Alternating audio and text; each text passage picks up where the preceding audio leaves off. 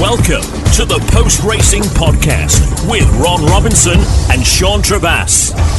Post Racing, the site for winners. Good afternoon, Sean. Welcome back. Yes, I'd love to tell you how good it is to be back, but that would be a fib, wouldn't it? Wouldn't it? Yeah, a great time in South Africa. Always do. I won't bore anyone with how lucky I was, etc., etc. What I will say is that there's a bookmakers out there called Hollywood Bets. They are over here as well. No, I'm not paid, and no, I'm not working for them. But I got speaking to some of their bosses over there, and they've got a really good attitude in that they're sort of trying to meet halfway between bookmaker stroke Hong Kong Jockey Club in that they take lots and lots of bets as you'd expect them to do. They run a casino and all sorts of slots, which is where their main money comes from, to be fair, unfortunately, same as it is here. But horse racing is their passion. Horse racing is their love. And they sponsor just about everything over there. Rugby teams, cricket teams, all sorts of stuff going on. So they're attempting to make as much money as they can, like every other business does, but also giving plenty of it back, which is fairly unusual. So you can't knock it, can you? No, I'm not suggesting we all open Hollywood Bets accounts and you all go and bet with them. I'm not saying that. I don't know what their business model is over here. They may be as good or as bad, depending on how you look at it, as every other bookmaker is with their UK operation. So I'm not bigging them up for that reason.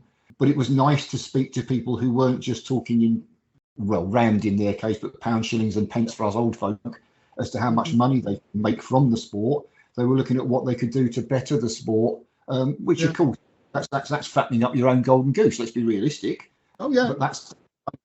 But they plan to go that way. They're financing racing over there. They're buying race courses over there, training centres, and they're investing in their own future as well as the future of the sport, which is something that certain bookmakers over here could consider doing. Well, instead of going to war, you mean? Yeah, well, more of that later, as they say in all the best programs. Indeed, yeah. Yeah, it was interesting to see someone positive about horse racing, not about how much money they can make, not just about the betting side of things. Obviously, that's their business, but positive about expanding the sport. Their attitude is the more people interested in racing, the more people bet, and we can cream out, I'm going to say 10%, whatever, off the top of that. So if we can increase the turnover by £1 million a year, then we increase our income by £100,000 a year. And I have nothing wrong with that attitude at all, because the sport benefits from it. So it does. Best of luck to them, and let's hope they succeed over here and start doing some of the same. Anyway, where were we going to start? We've got loads of things to talk about. We've got 6 major topics to go through. So, Andy, I hope you've got a few tinnies in the fridge, mate. You're going to need them. Yep. Yeah. We're going to start with this new docu-series. Yeah. Now, it's like you've said, you can't actually have a bet in it, and I've not had a chance to view it yet. But like we were saying before we came on, it's not aimed at you and me, is it? No, it was quite strange to see it from a newcomer's viewpoint, which is clearly where it's aimed. And it's very easy, as I said to you before we came out, to sit and go, "Oh, I knew that anyway. Oh, I knew that as well." But that's because we're involved in the sport, and I suspect, to a lesser or greater extent, a lot of the people listening to this, well, both of the people listening to this, I've also been involved in racing, be it as a punter or otherwise, for too many years to mention.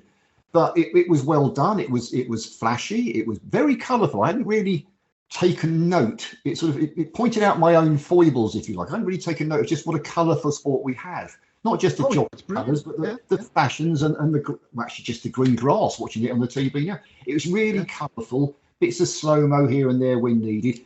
What they have done, quite rightly, is they've cherry-picked the characters of the sport. As I've written in one of my articles, that you don't have to be a character and a personality to be very, very good at riding horses. So they could have picked some duffins, if you like, to go and interview and talk to, but they didn't. Harry Cobden was good. Nico de Boinville was good. Bryony Frost was very good. Paul Nicholls is larger than life and continues to be so.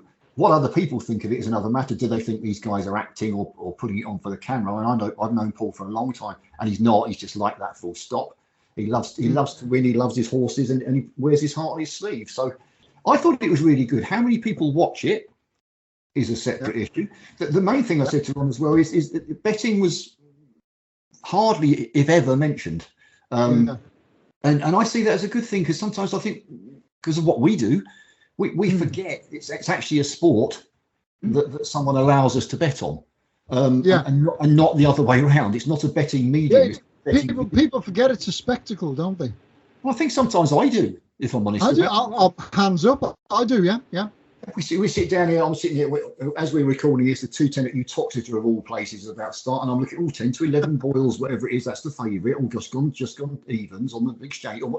But that's not really of that much relevance to the sport as a whole, other than financial needs. It's not the be all and end all, and it reminded me it's not. So I'm quite pleased I watched it if it's only for that reason.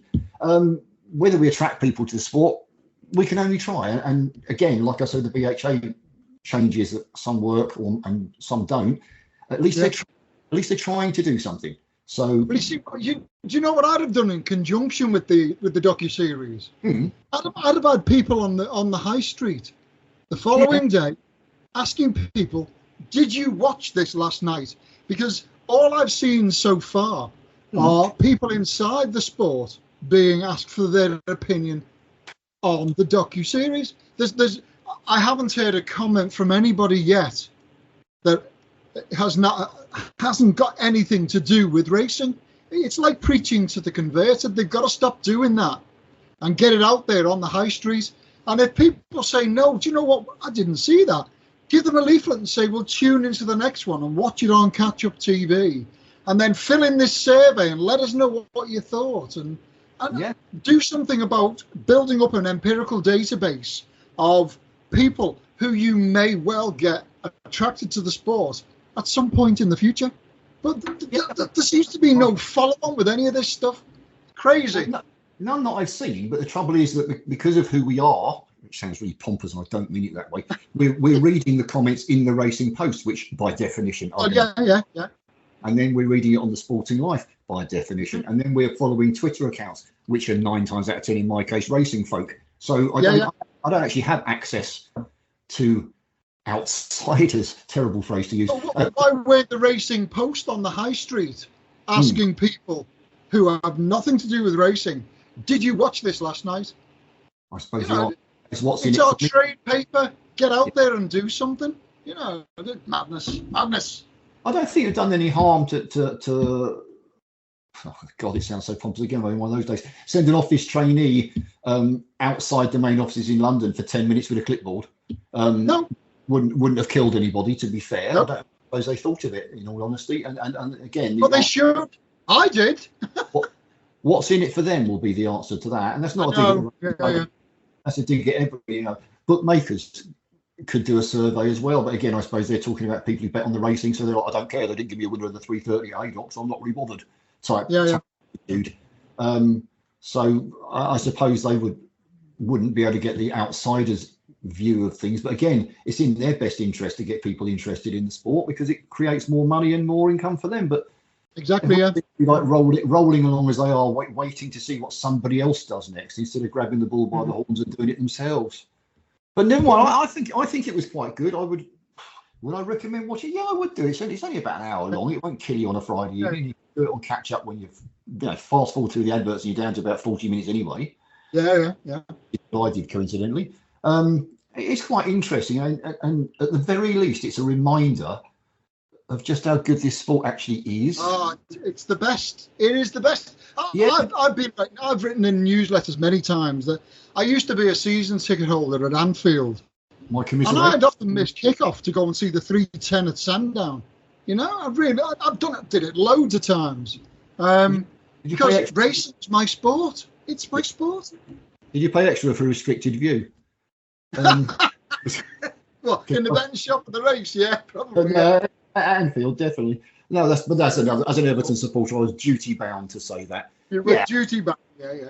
It's a wonderful sport, and it reminded me just how good it really is instead of the day-to-day tragedy that we sometimes have to go through to pay the bills. But it was good fun, and I recommend you tuning in. So if you win enough money off Ron's ons this week, the next question is, can you afford to buy an ice cream? Yeah. When I've got a Twitter feed. You've got to have all these things, haven't you? Right? Yeah. So I'm going through it the other day, and some blokes posted up 6 ice creams, 30 quid at Chepstow. And I thought, what sorts of ice creams are these? And there was a picture of him holding 3 99's in each hand, 6 ice creams, 30 quid. And that's without having had to pay to get into the track to watch the racing in the fair. And I'm thinking to myself, you wonder why people don't go racing? £30 for 6 ice creams? Well, they're no longer called, they're not called 99's anymore, Ron. They're called £4.99's. Yeah, it's fact. Yeah. Sorry, my dad has. I've written down here. I describe them as Mr. Whippy Cones. So I've forgotten the phrase 99's. I had a quick look, as is my wont, on the Iceland site. Other supermarkets are available, and you can buy Magnums, which is my ice cream of choice, for 70p each. So where the £5 comes from is anybody's guess. However, here we go again. One of my old favourites. You know this. What's coming now, Ron? Is it the seller's fault or is it the racecourse's fault? How much did they charge him or her to put the van on the track? Now, if they charged him, because I like easy maths because I'm a bit stupid. If you charged him £500 a day for his pitch, which is a supposition, and he's going to sell 500 ice creams a day, he's got to make a quid extra on every single item just to break even. Then he's got to pay his staff costs, then he's got to pay his own costs, etc., etc. So my point is going to come here is the same as it has with bars, and I know this happens with bars. I've spoken to people at racecourses in the past. The racecourses invariably charge the huge sums of money. The poor bloke in the ice cream van or the minimum wage guy working in the bar is the one that gets the abuse from the customers, and the racecourses sit there quietly and paying nothing to do with me. And that's the fear factor. And this week sounds like I'm having to go at racecourses, and perhaps I am because there's more to follow. But someone needs to look at this and go, look, you can't keep ripping people off. They seem to have forgotten social media exists. Racing. Oh, I know. It appears to be the case. Yeah. Because this guy in the old days, say it was you or me, Ron, goes to the track, buys the 4 ice creams, comes back, goes down the pub with 10 of his mates on a Friday night or whatever, and says, bloody hell, excuse my name, I was ripped off for ice creams at Chepstow, blah, blah, blah. And by definition, someone else is going to go, wow, well, how much was it to get in? And then you're going to say, well, it's 23 quid to get in or whatever it was, blah, blah, £6 for you're not selling the sport, are you? And that was in the old days with 10 people going, well, I'm not going racing then, that's far too expensive. Yep. Now they put it on a Twitter feed. It's not 10 people who see it, it's 10,000 people who see it. 10,000, yeah. And possibly some of that same 10,000 watched the documentary last Friday and went, oh, that looks interesting. I think I'll go racing. Closely followed by looking at the Twitter feed going, not at £5 an ice cream, I'm not. Yeah. So, and then you find out a few days later that Musselburgh have got a 7-race card on where I think 4 or 5 of them were class 6 and the rest were class 5. Yep. And they wanted 30 quid to get in. Yep. So if you're taking a family racing, I don't know how much a family ticket would be at Musselburgh, but let's say there's a discount of 20 quid for the kids. So you're spending 2 30s on the adults, 2 10s on the kids. There's 80 quid before you've spent another penny. Right, and then you think the kids want an ice cream. Well, so do I. Well, there's another 20 quid. You know, and you think, where's all this money coming from? That's before you've had a little bet.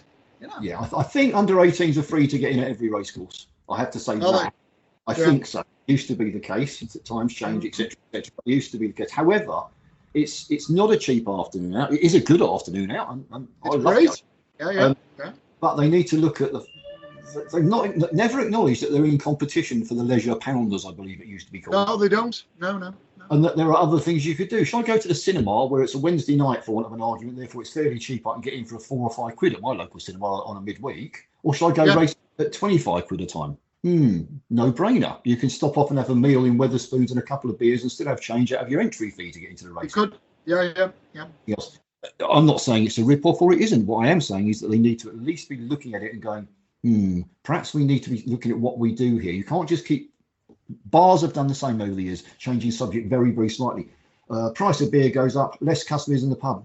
Says the pub, what should we do? I know, we'll put 10p on a pint. That way we get the money back. Week later, less people in the pub. What should we do? Put another 10p on a pint. It doesn't work. You can't do a longer term strategy than that. Okay, what if we dropped it just once, drop it to £20 to get in or £15 to get in instead of 25? Let's see if we get an extra 500 people, 300 people on the gate, and our overall ticket revenue is better than it was before. Yeah. Do you see them trying that very often? If they do, they don't advertise it very well, that's for sure. No, well, that is like I go back to the marketing of racing through this docu-series. There's nobody does anything. There's nobody promotes the sport outside the sport. It's crazy. But the bottom line, and we say this every week, or I do if you don't, is you back to the old days, the good old days of racing dictatorship. Someone, like Hong Kong does, needs to take over the whole kit and caboodle. Yeah. Because then BHA, Jockey Club, call it what do you want, a new name, is in charge of all the race courses and can actually make decisions. Yeah. At the moment, everyone's hands are tied. The race courses want to do this. The Horsemen's Group want to do that. The BHA want to do this. The fixture list doesn't fit with any of them. ARC don't agree with anything anybody says ever, just on principle. Sometimes it feels like that. And the bookmakers go, I'm not paying this percentage for that. And you're trying to have a tug of war and people pulling it in about 37 different directions. It's not going to work. Yeah. But it won't happen in my lifetime. I think a lot of people do know that's the case. But it's what you do about it. But while we're here, I think our next it was another go at Chepstow. Wasn't ice creams this time. Poor old Chepstow. Never mind. My apologies to Chepstow. Yeah, 43,000 in prize money paid out on, I believe it was an afternoon or it might have been an evening meeting. On one particular meeting, 43,000 in prize money, and allegedly, because these figures are not public, so it's allegedly, I have to add that, they took in 3 times that amount in media rights income. Media rights, yeah. Add to that the fact that sponsors for those races will have put something into the kitty of that 43,000 as well. There'll been advertising in the race cards. Yeah, and then the levy board as well will have put something in, and then the entry fees will have put something in. So it's not even like they paid out the 43,000 themselves and then kept 3 times that in media rights. They've probably paid out 25,000 themselves maximum, and I'm probably being generous there, and then took 5 times that back in media rights. Now that's causing quite an argument amongst the racing fraternity, especially with Flutter. Well, it is. I mean, there's about to be a full-scale war, isn't there? Flutter, at least it feels that way. It feels that way, It does. Well, Flutter are the first to flex their muscles. Yeah. And they own Paddy Power and Sky Bet. They've been offering SP only and not pricing up early on certain tracks when they feel the media rights money they're paying is too much. That's my really basic understanding. If you think it's different to that, feel free to say so. And the race course is saying you can't do that, and it's gone to legal this and legal that. I don't really know who's winning that argument, to be honest with you.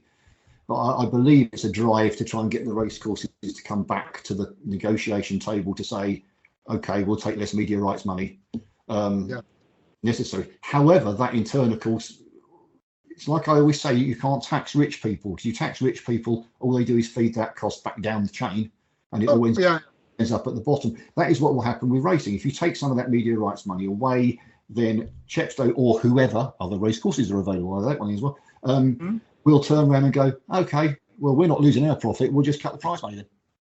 Yeah. Or put £1 on entry fees to get in for the public. They won't end up paying that cost. It will filter down, and the rest of us will end up some way or the other. So I don't actually know what the answer is, but it could be interesting. I mean, luckily, there's a plethora of bookmakers out there that we can all lose, and the fact that Paddy Power and Sky Bet aren't betting on a particular meeting, it just means I switch to another bookmaker personally. Well, yeah, that is what's happening, isn't it? Yeah. So I don't really know what good that's actually going to do to Flutter in the long term if they keep it out. So this could be a war of attrition before somebody jumps out of the starting stalls and puts an even bigger oar into things and makes things worse than they are now. But what I'm going to do now is say we'll skip number 4 for now and go to number 5 on our list. Yep. And say, will this eventually happen here? Yep. And that is, there's a Swedish bookmaker called ATG, right? And now the way it worked was they first told their national hunt racing organization, we don't want to take bets on your sport unless there's only like 4 hurdles or 4 fences in a race. And that was what they did. And then they said, it's still too dangerous. We're going to stop taking bets on national hunt racing altogether. But not only in Sweden, but also in Britain and in Ireland, right? And now they're talking about not taking bets on anything that's got anything to do with animals whatsoever. So it basically just be football and tennis and any other sport that basically only includes a human being, right? So is this actually going to filter through to here? Because with this war that's going on at the moment between the bookmakers and the race courses, are the bookmakers going to turn around and say, well, racing can clear off, we'll just do football and cricket and tennis and motor racing, although who would have a bet on motor racing after last weekend? I have no idea. But you can see what's actually coming through at the moment. Now, obviously, Swedish national hunt racing is nothing like on the level that it is in Great Britain and in Ireland. But you can see the danger signals. At least I can. I think it's quite interesting. You'd like to be a fly in the wall at the meeting of the bookmakers to decide that. Now, did they decide that because they've been badgered by animal rights groups, or did they decide that because racing's not as profitable as other sports are, and it's a good excuse to get out of the racing market? Well, you could read that into it, I suppose, but the influence was in the article that I read, and I think I sent it through to you, was that basically it was all to do with the fact that a horse was involved, and there was a danger element by virtue of it jumping a fence or a hurdle. Well, the interesting thing is my understanding from years ago, and again, things change, and I don't always keep up to date on things like harness racing. Absolutely massive in Scandinavia. It is, yeah. I was told years ago the betting turnover on that is more than we turn over on horse racing by a long chalk. So that involves horses. So I don't see that they necessarily want to get out of that. But then again, I don't know what kind of media rights deals they've had to pay for that particular sport. It's not something I have any interest in. What I have written down is I'm refusing to go to IKEA, drive a Volvo, or listen to ABBA. ABBA is off the playlist now because they've done this. Yeah. I don't want to get into politics because we're not here for politics, we're here for horses. But I would say that we seem to live in a world where the minority are listened to and the majority are ignored.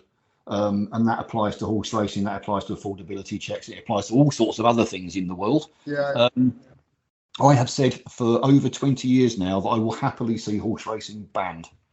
I have no issues with that, but not until you've done away with the likes of grouse shooting, angling, and all the cruelty that goes on to cats, dogs, parrots in a cage that's less than a foot wide. How is that? Is that not crueler than how racehorses are treated? I don't understand. Now, I'm dead serious there. If this world did away with all the other cruelty, which in my honest opinion is far worse than what goes on in horse racing, and then horse racing was next on the list, then I wouldn't have a leg to stand on. No. And I would have to give in, albeit not happily, but I'd have to give in. But it isn't. And it's just the case that horse racing is televised and publicised, and therefore it's a fantastic place for the animal lib people to get their point across. We all know, and if you watch that docuseries again, harking back to that, if you watch how loved those horses are, I believe Paul Nichols I've seen it firsthand. Yeah, of course.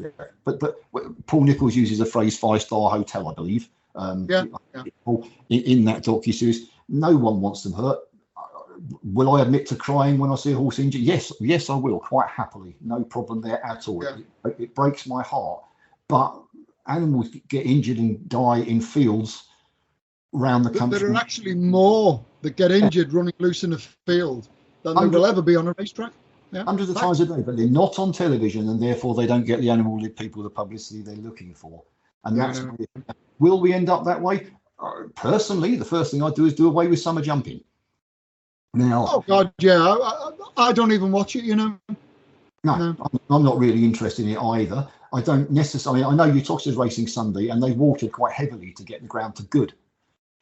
So in actual fact, it probably won't be the faster ground that would be any issues, God forbid, should any injuries happen on Sunday. However, that's not what people will say.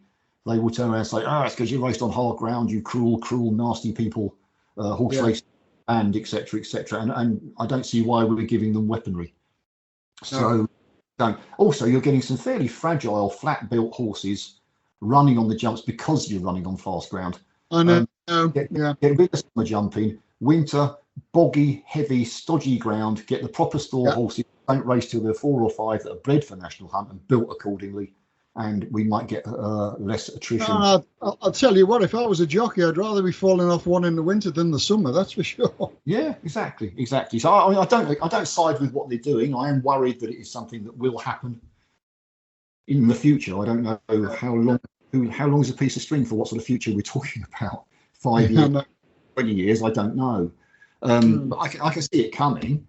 I don't see the idea of 4 hurdles was any better than 8 hurdles, quite frankly. I don't know whether, because you're going to be taking them at more speed.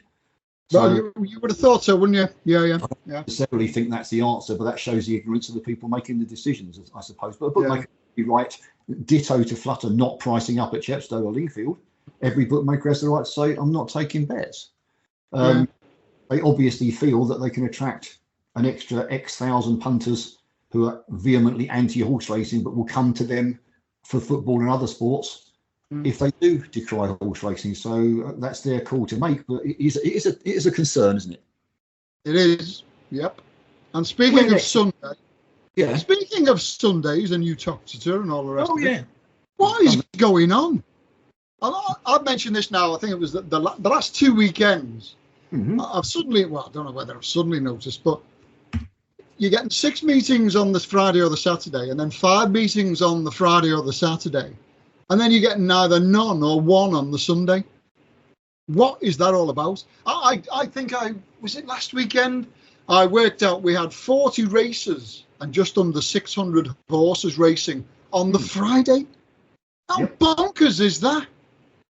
Well, it makes perfectly good sense to have loads and loads of good horses and loads of good races on a day when most people are at work. And obviously it makes no sense to have a lot of racing when people could actually have the day off. Now, I know I'm of an age where I was brought up in the 9 to 5 Monday to Friday routine. I know things have changed. People work from home, etc., etc. But 90% of my friends still work Monday to Friday, whether home or not. So they're free at the weekends. So does it not make good sense to put on an entertainment spectacle, which is what racing is, on a weekend when people can go? Apparently not. We're stupid. I mean, I was looking at, on a soft southerner, I've written that down here, soft southerner here. Last Sunday we had Redcar. Well, that's a bit of a long way for me to go from Gatwick Airport. And it was horrendous racing as well. It wasn't worth a carrot. It wouldn't matter if it was Group 1s, it's still too far for me to head off to. Well, that's true. This Sunday, the only flat meeting is from Pontefract. The nearest one other than that is Uttoxeter. Now, that's 143 miles or 3 hours from London and over 4 hours from my house. Now, I know it's not all about me, but the fact is the southeast of England is the most densely populated. It is where the majority of people live, and there is no racecourse that they can possibly go to at all on Sunday. Physically, not impossible, but really, really difficult. Now, where is the sense in that? Surely, at the very least, you have one north, one south. Yeah, it would help, wouldn't it? Yeah. Now, I understand that some of the days when there's been no flat racing has been negotiated with the Professional Jockeys Association, is my understanding. Well, why is it always a Sunday? Well, that's always been my question. Why not a Wednesday? It affects the stable staff a little, as in there's no travelling. You don't need travelling head lads to take the horses to the races. So you could cut your staff down a little on a Sunday in the yards, but they still need exercise, they still need feeding, they still need grooming, they still need mucking out. So it doesn't make a massive change. It is a 7-day-a-week job, just as Tesco's is, for want of an argument. And you know that when you get involved in sport. That's not me not feeling sorry for them, but you know that when you take the job, that it's a 7-day. I don't know whether they do 4 on 2 off, whatever they do, but you know that 7 days need to be covered between you. So why it would be a Wednesday when people can't really get, for want of an argument, when people can't really get to the races, give them a Wednesday off with no flat racing, and then put a couple of meetings on a Sunday when you might get a half decent crowd. I don't understand that either, is the truth. I don't have an answer. Sorry, but the thing is, we've got 13 meetings today, tomorrow, and Sunday. Only one on the Sunday. Why not make it 4-5-4? Or 4-4-4? You know, I just don't understand it. Well, I can also tell you 100% for a fact that we've had discussions with the BHA, or I have personally, about the geographical split. Even when there is more than one, but you sometimes get 3 meetings, but nothing south of, I don't know, Wolverhampton, for want of an argument. Yeah. Where is the sense in that? And then the following day, there'll be Lingfield and Brighton and of an argument. Well, where is the sense in that? You need to geographically split them each and every day so that whoever wants to go racing wherever they live has an opportunity to get there. To go racing, yeah. And that opportunity is being denied them, followed by, we can't quite work out why crowds are down. Anyone got any ideas? Well, yeah. I think we put that forward enough times, but you're not bothering to listen. But yeah, it's madness. I have to do in my other job or another job. I have to write 3 tips a day Saturday, 3 tips a day Sunday, and 2 tips a day in the week. And Sundays are always my biggest nightmare. Trying to find. They are. Yeah. Finding 3 from all the races on Saturday. I'm not saying to find all the winners or anything like that, but there's plenty of races to choose from, even if I do get it wrong. And generally speaking, midweek even, there's plenty of races to choose from. But Sunday, I'm looking at it going, well, I don't really like the jumps, so that's Utoxeter written out of the equation. I've now got to find 3 tips from 7 races or whatever it is. It's at Pontefract. Yeah. a limited pool to work from, and it makes life really difficult. But well, you're guessing, aren't you? Yeah, a lot of the time you can find one and go, oh, that looks good, that's okay. Where do I find the other 2 from? I mean, this week I was scrapping around. I even considered my old mate see it again. Is running in South Africa again on Sunday. I even considered tipping one there. And then I looked at the German Oaks as well. Couldn't see anything like there. I'm absolutely scrapping around, trying to find something to talk about on a Sunday. Have you looked at the Pontefract card for Sunday yet? Yes, I have. You start with a 4-runner race and then slap bang in the middle. You got a 5-runner race, and you think, well, that's 2 races you wouldn't be bothering with anyway. Exactly. So 2 straight out of the equation. You've got to find 3 tips in 5 races. Good luck with that. I'll be honest with you. I've written the article already, and I started it with, if I was you, I'd reduce your bets or have a day off, because I'm just being honest. I'm scraping the bottom of the barrel. But never mind. The last 2 races on that card are Class 6. Really? Oh God! Doesn't get any better. Anyway, so the last topic. Now I gave this one a bit of thought. It was, how do we tell the public racing is in financial trouble? Yep. When someone is prepared to pay 660,000 quid for a horse that's only ever won bumpers. Yep. Yeah, like you say, we'd have to win 2 gold cups just to pay that back. Yeah. And we don't even know whether I can jump a hurdle yet. Well, when I read that, I thought to myself, well, racing we know is in trouble. The people that aren't are the types of people who've got 660,000 quid to spend on a horse, which is basically the equivalent of me spending 30 quid on 5 cornets. You know? Yeah. I don't. 660 grand to these people is me spending 30 quid on ice creams. I'll be going, what? But they don't care. It's they've got their pockets are so deep, they could probably finance racing if they wanted to. I don't argue with them paying it whatsoever. Decided their choice. And if I'd won the lottery last weekend, which funnily enough I didn't, strange. I might have outbid them to try and win it myself. You never know, do you? So I'm not decrying people who've got the money. I'm just decrying it from an outsider's point of view. But when the BHA head off back to the new government with their begging bowl to discuss the levy for racing, and the risk to income from affordability checks, and then something like that is headline that they look at and go, people can afford to pay over £500,000 for a horse. Clearly, the sport's not in trouble at all, is it? What are you talking about? It's not about the horse, who does look like he could go on to be a world beater, to be fair. It's not about the pockets, and it's not me being anti-rich people by any stretch. I just wish I was. No. But what it is about is the look it gives to racing when you go arguing and asking for money because we can't afford this and we can't afford that, followed by someone pays out that kind of money. It's just not a good look. That's all I'm suggesting, really. Yeah. I know exactly where you were coming from. Yeah. Before I get to Alex Ferguson on the phone having a go at me, I'll tell you what. Paul Nicholls should have some firepower in his yard this season, shouldn't he? This coming season.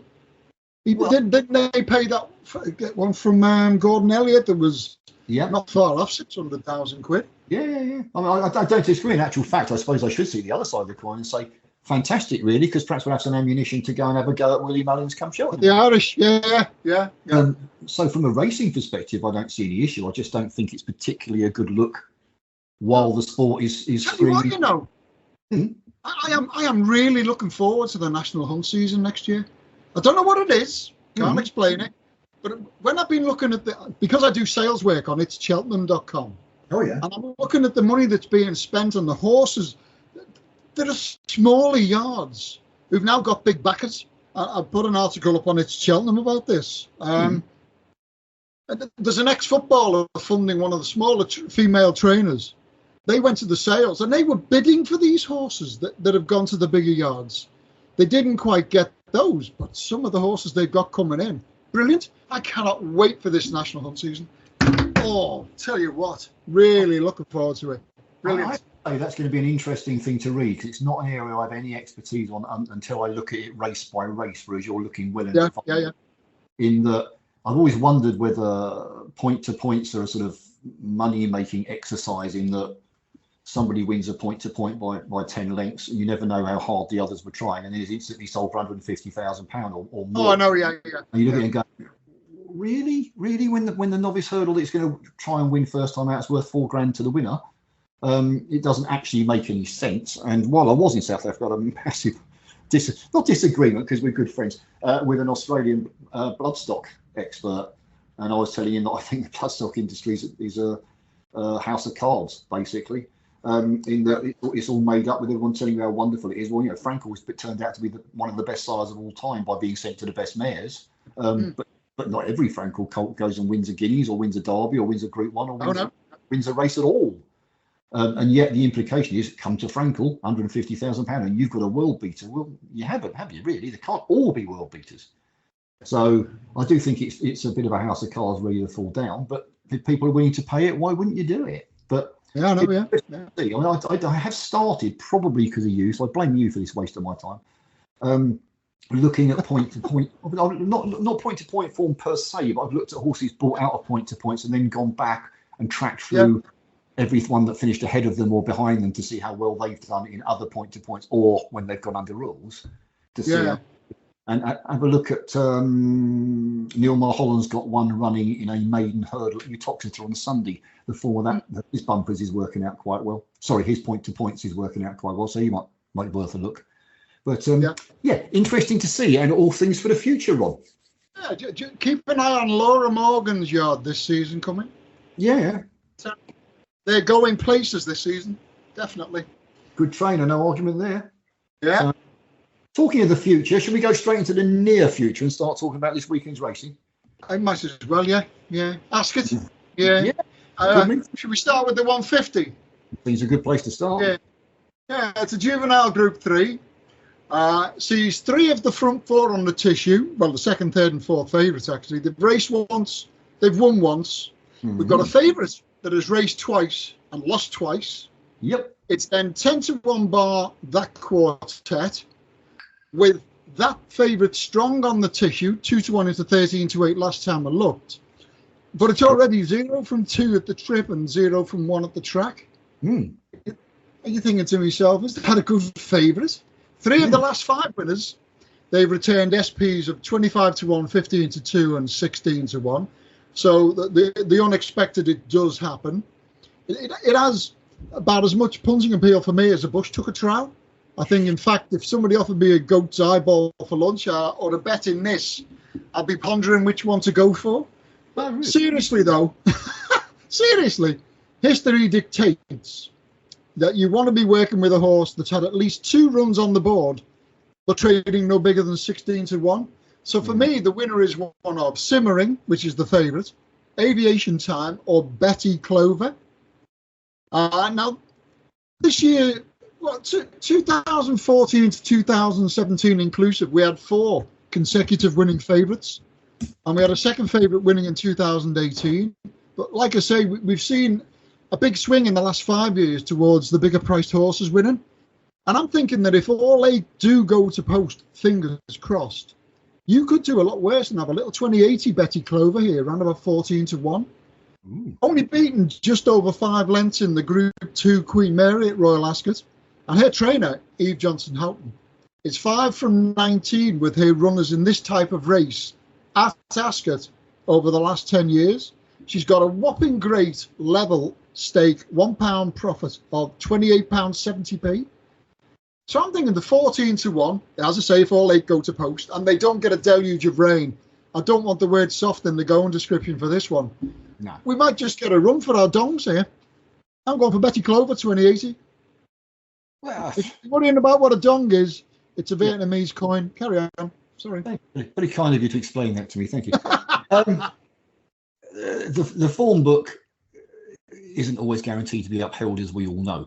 If it is upheld, then Simmering wins this and does it with ease. Her second last time out, she hit the front, going reasonably well, looked all over the winner, and then that man Ryan Moore pounced on one of O'Brien's to win going away, and there's a bit of a shock there because they really thought that she was going to get to the front when it mattered. Maiden after 2 starts, started with a third to Araby at York. The winner, Araby, has gone on and taken a Group 3 and a Group 2 at Chantilly since, which really boosts the form. She was sent off a 9-1 chance for the Albany Stakes at Royal Ascot under Jamie Spencer, looked set to pounce, got past Heaven's Gate, and then Ryan Moore appears out of nowhere on Fairy Godmother. Now I can see what I've written down. She's been bought by Al Shakab. I can't find how much that was for, but you can imagine it was quite a hefty sum because she was in the Sanctuary Cup before that. She'll be unlucky if she runs into anything anywhere near as good as Fairy Godmother here. There are some decent rivals, like you said. The 3 unbeaten ones could be anything or nothing. We'll have to see after the race. She didn't, although she was second in a decent race to a very decent sort, she didn't really quicken up in the style of a superb filly, if you see what I mean. So I think she's the likeliest winner. It's really difficult for me to oppose her on form. Is she value at 13-8? No, I don't think she's value. I didn't think so, no. I don't think she was value at 2-1, which she was last night either. But that form's the best. She deserves a win. And interestingly, Ryan Moore takes over in the saddle, which I don't ever see that as a bad thing, quite frankly. I think he's the best jockey in the world. I've just put a place with mine, to be honest with you. Yeah, I don't blame you at all. I wouldn't be surprised if Simmering found 1 too good again. But, I work on the form book as well as what I hear and see, gallops and stuff. And on the form book, I can't oppose Simmering, unfortunately. It's one of those days, some days I come up with some ridiculous outsiders. Other days I seem to be stuck with favourites. And today, sadly, for everyone's one of those days. But I think Simmering has the best form, and I can't oppose her for that reason. Yeah. Okay. Right. 225 at Ascot. Yeah, go for it. Yeah, do you know what? I got the winner of this last year, but don't ask me how, because if I was looking to work this race now with the stats and trends that I use, it wouldn't fit. So I don't know why it did last year. Anyway, it's another Group 3, and historically, the 3-year-olds just edge it. We've had no winning favourites since 2015, and in the intervening period, we've seen 3 winners returning SPs of 14-1, 11-1, and 12-1. But it does feel like things have calmed down a bit now. The last 2 winners have come home at 100-30. It all suggests to me that the winner is one of Devoted Queen or Soprano. It's pretty much close to being 3-1 joint favourites as I was typing that out. Devoted Queen, unbeaten in 3 starts, and I've got absolutely no idea how good she is. But her trainer, Charlie Appleby's got a stunning record in this kind of race at this track. 62 runners in the last 10 years, 10 winners, bringing home a level stake profit of 16.28 points. I'd take that. Yeah. Basically, I've got so little to go on. That's the main stat that I can apply. And I'm going to be putting up Devoted Queen, straight win. Yeah, she's got £5 to find on official ratings. I know people say you shouldn't take ratings for granted or use them at all, is what one professional punter said, but I don't agree with that. I think it's a good guideline as to what a full-time paid group of handicappers decide how good they are, and they've got more time and effort than I have. She's unbeaten. I'm always wary of horses that wear headgear. I always have been, always will be. It's an old-fashioned. Yeah. She wears a hood. She wore one last time as well. She's unbeaten after 3 races. Not really been tested. I think it's more her attitude that saw her only win by a neck or what it was. I struggle with the Appleby horses this year. Whenever I back them, they lose. Whenever I don't back them, they win. That's how it feels anyway. He's had rough patches and good patches. Daughter of Kingman out of a Shamadale mare. Only had the 1 start at 2 winning a Newmarket maiden. Next success at Kempton in a conditioned stakes. And a 2-length success in listed class when she tried the hood at York. As you said, because I've written it down, so I might as well repeat it, we just don't know how good she is. And they say you don't know how good they're beaten, so we don't really know. Headgear stays on to keep on the straight and narrow. Rise unbeaten, difficult to oppose. Supremely confident? No, I'm not. I think she's. The thing about Soprano for me is we know she's a good horse, but she doesn't win often enough. She's run 9 times on the flat on turf and placed in 6 of them. Yeah. I just get the feeling she's one of those that likes to see a backside in front of her. I might be wrong. With Devoted Queen's the opposite. She hasn't been beaten yet, but she hasn't been tested at this kind of level. Yeah. So it's a 50-50 on that one. Friendly Soul could go well with the Gosden. They are going, in good form at the moment. I'm sticking with Devoted Queen, but again, another favourite, and again another favourite where I'm not supremely confident, but again, she looks like she has the improvement in her to move up to this grade and do so with ease. But we'll have to wait and see. Where are we going next? No, stick with Ascot, 3 o'clock. Yeah. Welcome to my world. Exactly. Welcome to my world. A magical 18-runner handicap. Yeah. And the horse that I punted at 22-1 for the Wokingham at Royal Ascot, Orazio, has been punted from 13-2 into 9-2 favourite since this market opened. Should have won at Royal Ascot, there's no doubt about that. Didn't. Got beaten a head and a neck, finishing like an absolute bullet. I tell you what. Anyway, what does profiling say here then? Well, 8 of the last 10 winners have been aged 4 of them, and 5 of them. So they make up my first shortlist, 4 and 5-year-olds. Make Me King, Orazio, there at the moment, Metal Merchant, Billy Joe, Divine Libre, Dancing Magic, Alto, New Image, and Eminency. So next we go to the weight ranges, and I want nothing in my next list carrying more than 9 stone 7. I may need to revisit this if I add 2 or more to split at the end of this spiel, but nothing in the last decade has won carrying more than 9 stone 7. So I've lost Orazio. I've got left Metal Merchant, Billy Joe, Divine Libre, Dancing Magic, Alto, New Image, and Eminency. So down to 7. Next, what I do is I pick my way through the SPs of the last 10 winners. And surprisingly, for such a competitive race as this, 4 of the last 9 winners actually went off favourite, and another returned second favourite. So the market tends to get this one quite right. We've had 4 winners coming home at 33s, 50, 20 and 16-1 last year. But if something like that wins tomorrow, I lose money because I'm looking at the front 5 on the tissue. They would have netted me 6 of the last 9 winners. So I'm left with Billy Joe, Alto, and New Image. Right, that includes my favourite horse for 2024, by the way, Alto. Going back to Newmarket in May, top rated 40-1, got beat half a length. Ooh, I then managed to grab a little bit of the 33-1 for the Bunbury Cup recently. So it won at about 15-2, I think it was. I'll be dutching the 3 for sure, as all 3 are also drawn right. You need to be running from a double figure box. Only 2 of the last 10 winners raced from a stall lower than 11. So my profiling selection, because, well, as I say, I'm Dutchy and I want 1 for this. It's got to be Billy Joe. I did say I'd revisit the weights again. 7 of the last 10 winners carried more than 9 stone. And he's the only one of those 3 doing so tomorrow. So Billy Joe is it. 2080. That'll do for me, Billy Joe. Interesting. Time to pour another beer, everybody, because I've gone through the stats as well, though slightly different as we do. So you might need another beer to cope with this one. Though I don't think we're very different here. We'll come to that in the conclusion. I've looked at the last 15 years, which is 14 runnings. It was abandoned on 1 occasion. Intriguingly, firstly, 13 winners were priced at 33-1 or shorters. That loses a couple, nothing exciting. We haven't seen a single winner in 14 runnings coming out of stalls 1, 3, 5, 6, 7, 8, 9, or 10. Not one. Not a single winner. 12 horses finished in the first 9 last time out. 13 were aged 4 to 6.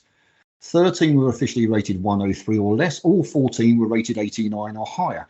Add that lot together, which doesn't sound very exciting, I accept, and I end up with 5, which isn't very different to yours, I don't think. Metal Merchant, Billy Joe, Dancing Magic, Alto, and New Image. Well, of the trainers, list, exactly. Of those 5 or 6, whatever it is, 1, 2, 3, 4, 5. Of those 5, none of the trainers have won this before, so I've got nothing to learn there. But what I found out then is that 7 winners in the last 15 years, which is quite a high number, were last seen running in the Bunbury Cup here. I missed that one. Yeah, guess who won the Bunbury Cup? That's right. It's Alto. Yeah. Won it by a couple of lengths under Ross Orion. Now, the interesting thing that backs you up as well is that Ross Orion rode Alto that day, and he switches to Billy Joe with Luke Morris on Alto. Now, I'm with Alto each way. Alto each way for me, so I'm not going to be the same. Alto 8-1 each way. He's got £3 penalty for that win. He goes up another £4 for future contests. So he's effectively £4 well in here if you listen and take advice on handicap ratings, which, as I said earlier, other people say I shouldn't, but I do. He's £4 well in here at the weights. 8-1 looks an each way price. He arrives in winning form, comes from a race that's produced the winner 7 times. There's not a lot to dislike to, and comes from a good draw in the 14. So there's not a lot to dislike. 8-1 each way, Alto for me, though I can absolutely see why Billy Joe is your pick. And it was nip and tuck between the two for my final decision. There you go. Do a twist forecast. Yeah, why not? Well, I'm tempted to cover the 5 in 10 forecast for the fun of it. But where next? We're off to York, aren't we? Oh, do you know what? I did all my Ascot races first, and then I thought, right, I'll leave York till last. Went there, down to 4 runners. Oh, is it really? Oh dear, sorry about that. I'll never know that. That's all right. I'll get you back. One of those 4 is going to win 76,000 quid tomorrow. It's pointless me trying to tell you the winner is usually front 3 on the tissue because we've only got 4 runners. But it is. Ditto, my telling you the winner usually retains a single figure price is equally redundant because they're all 8-1 or shorter. So I can't profile this race. I can't even apply my stats accurately to a race like this because not only is everything up in the air with 4 runners, you're also going to see a false pace because there's only 4 runners. Yep. What I will tell you is, I've been waiting to see Passenger again since he won the Chester Group 2. Won it easily in May. Here he's trading the 7-4 favourite, and he's being supported as well. Before the Tote 10 to Follow started, somebody emailed me and said, I'm doing the Tote 10 to Follow. I know you had a pop at that in the past. Have you got a banker? And I told him Passenger would be my banker for this competition. Now, we've had to wait till near enough the end of July to see him again. But I can't wait to see him. I thought he looked different gravy, you know. I hope tomorrow he proves me right. My selection for this is based on nothing other than pure bias. Passenger. Seems as good a reason as any to come up with a horse, isn't it? Horse race, yeah. Sad news for you, Ron. I agree with you.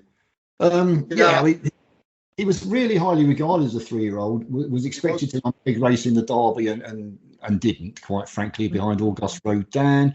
Won the Group 3 Winter Stakes at Windsor on his final start. Given the winter off, it always looked the sort to me like he was going to be better at 4. That was my viewpoint. Won the Group 2 Huxley Stakes, slowly away, shorter room, but he still pounced to win by a length and a half. Yeah, I'm convinced he's bred to be better the older he gets.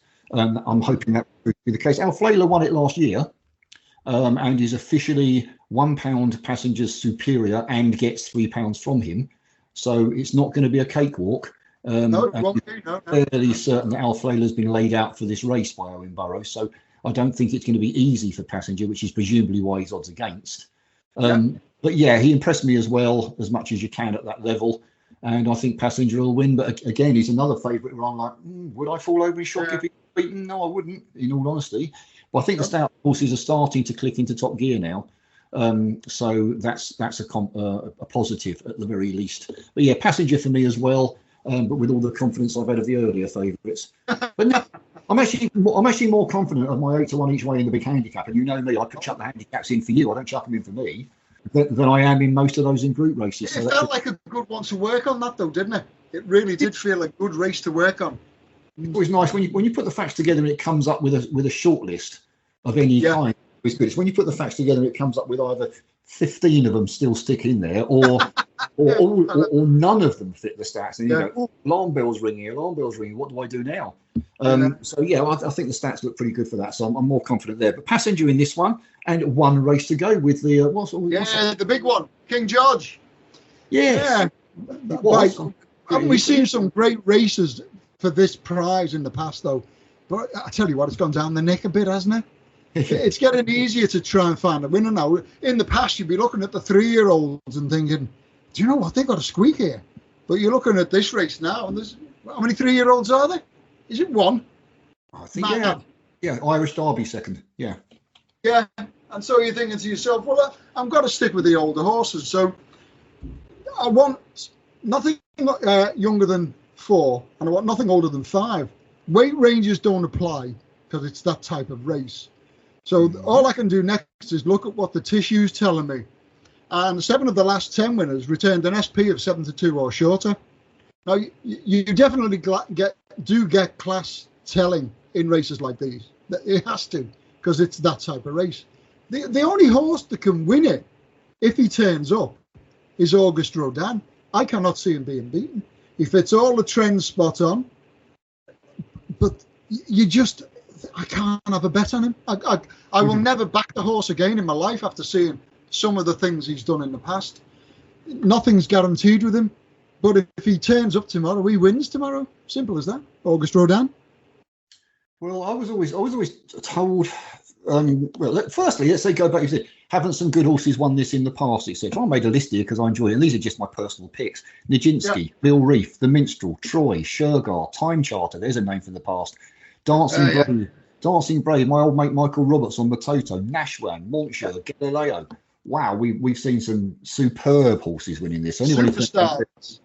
This is the best horse I've ever trained. No offence to you, Aidan, when you say that sort of thing, but compared to some of those superstars, nothing lives up to them so far. Auguste Rodin. Someone told me, and it was rumour and nothing more before anyone tries suing me for it, that Auguste Rodin bleeds sometimes. Is that what it is? Well, apparently his relatives have. This was someone who follows the breeding far closer than I do, so I have no idea whether he's talking out of his backside or telling the truth. I honestly don't know. But it would certainly be a good explanation for why he runs an absolute stinker now and again. That's the problem with him. If the real Auguste Rodin turns up, the real Auguste Rodin wins this. Now, I'm just looking through the form, or trying to, on my 2-screen computer. Now, he was beaten 22 lengths by Rebel's Romance on the turf at Meydan. Oh, no, yeah. Now, obviously, he was eased off. He was sent off 11-8 favourite. He was eased off that day. Something wasn't right. No one's suggesting otherwise. But the bottom line is, he can have an off day. A stinker. And that's the issue. Now, if you want each way value, I have no doubt whatsoever that Sunway at 14-1 is the each way call, without a shadow of a doubt. Second in the Irish Derby, behind Auguste Rodin's stablemate Los Angeles, only beaten 3/4 of a length.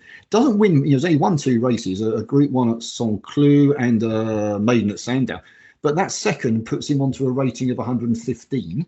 Because he's a 3-year-old, he actually gets £11 from Auguste Rodin here. So that adds him up to a rating of 126. Which puts him as the best horse in the race. Which makes him the best horse in the race. Auguste Rodin and Rebel's Romance both rated 1, 2, 3. 1, 2, 3, yeah.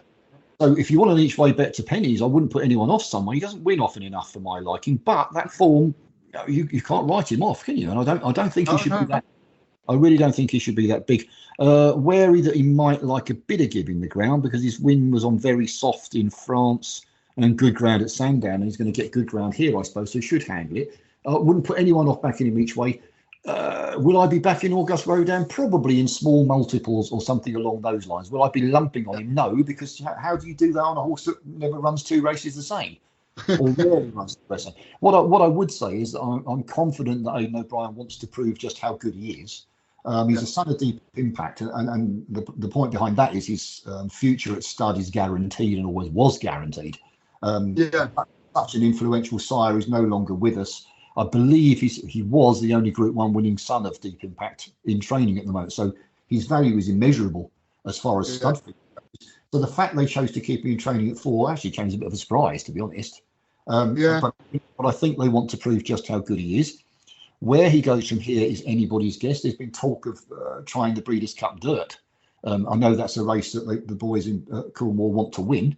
Whether it be Auguste Rodin or City of Troy, we'll have to wait and see. I suspect City of Troy is more likely.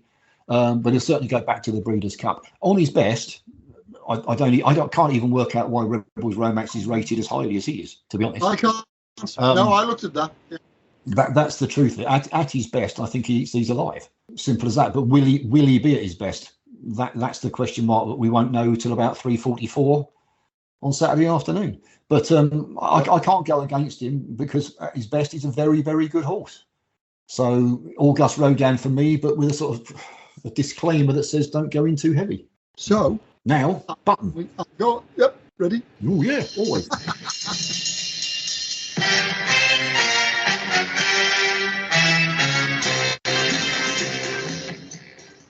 We've had millions of them since the last podcast. But what I did was I thought we had a cracking night the other night with the M's, the ones I put up the night before racing. Oh, yeah. At the evening meetings, there were 4, and all 4 won. So I'll pick 3 of them. We've got the first one is Maritime Lady, 5-1 into 3-1, slid a little bit to 7-2, won at 11-4. Next one, same night, Madame de Savine, 6-1 into 5-2, slid a little bit to 7-2, won at 9-2. The best one though was a horse called Sir Gabriel. Opened up 12-1, hit 9-1. Made sure that went up the night before. Following morning, I've got a big flame next to it. It's gone 7-1. Only went and won at 11-2, didn't it?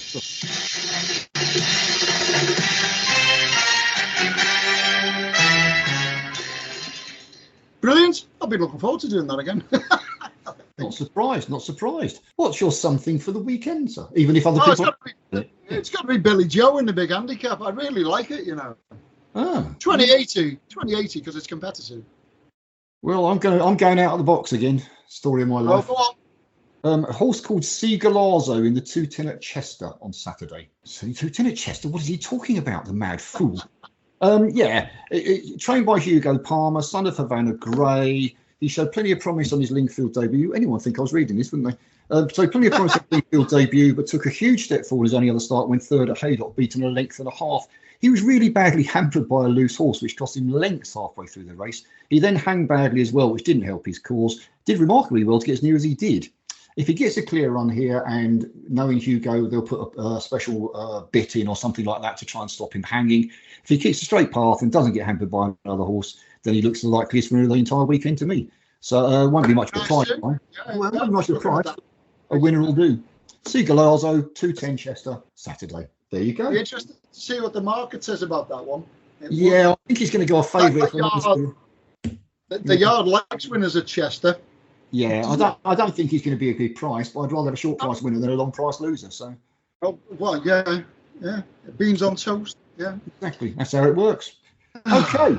Right. 1 hour coming up to 1 hour 3 minutes. Oh. How do we cram that lot into that? Go on, Bennett. Good. I said to Ron, my notes for this 2,471 words. So those who think we don't write things down first, you're wrong. So this is what happens when we delay podcasts. Too much to talk about. I bet you we've said twice as many. Yeah. Well, we'll be back in a week or whatever. I have no idea. I'll talk to Ron about that later.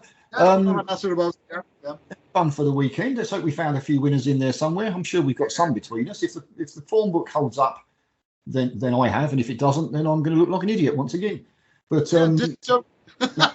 that's how it is. Good luck with the handicap. I'm certainly going to do a forecast on yours and mine because we both came to. Do you know what? I'm going to dabble as well. Yeah. Got to be done. Reverse forecast. Go for it. Yeah. Right.